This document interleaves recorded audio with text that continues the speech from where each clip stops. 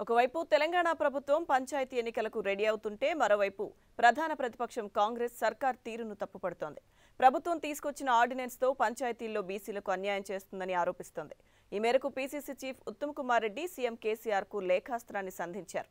ప్రభుత్వం తీసుకొచ్చిన ఆర్డినెన్స్ను వెంటనే వెనక్కు తీసుకోవాలని ఆ లేఖలో డిమాండ్ చేశారు.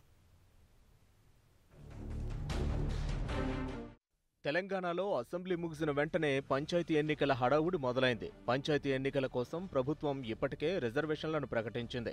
రిజర్వేషన్లపై డిసెంబర్ 15న ప్రభుత్వం ఆర్డినెన్స్ తీసుకొచ్చింది. పంచాయతీ ఎన్నికల్లో రిజర్వేషన్లను ప్రభుత్వం ఖరారు చేసింది.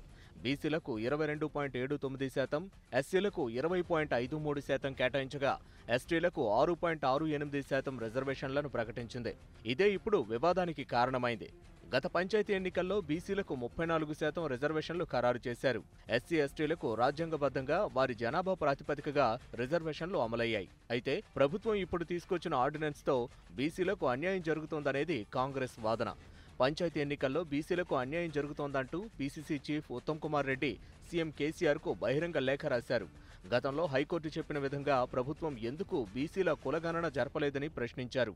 హైకోర్టు ఆదేశాలను తొంగలో తొక్కి ప్రభుత్వం బీసీ కోటాకు కోత పెట్టిందని ఆరోపించారు. తక్షణమే ప్రభుత్వం తీసుకొచ్చిన ఆర్డినెన్స్ను వెనక్కి తీసుకోవాలని డిమాండ్ చేశారు. బీసీల కులగణన చేపట్టి జనాభా ప్రాతిపదికగా పంచాయతీల్లో బీసీలకు రిజర్వేషన్లు అమలు చేయాలని కోరారు. రిజర్వేషన్ల ఖరారుపై ప్రభుత్వ వాదన మరోలా ఉంది. 50% రిజర్వేషన్లు మించకూడదన్న హైకోర్టు తీర్పు కారణంగానే ఆర్డినెన్స్ తీసుకొచ్చామని ప్రభుత్వం చెబుతోంది.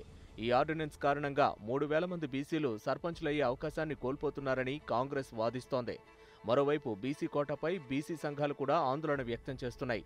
మొత్తానికి పంచాయతీ ఎన్నికలు ప్రభుత్వం చెబుతున్న విధంగా జరుగుతాయా లేదా అన్న అనుమానాలు వ్యక్తమవుతున్నాయి.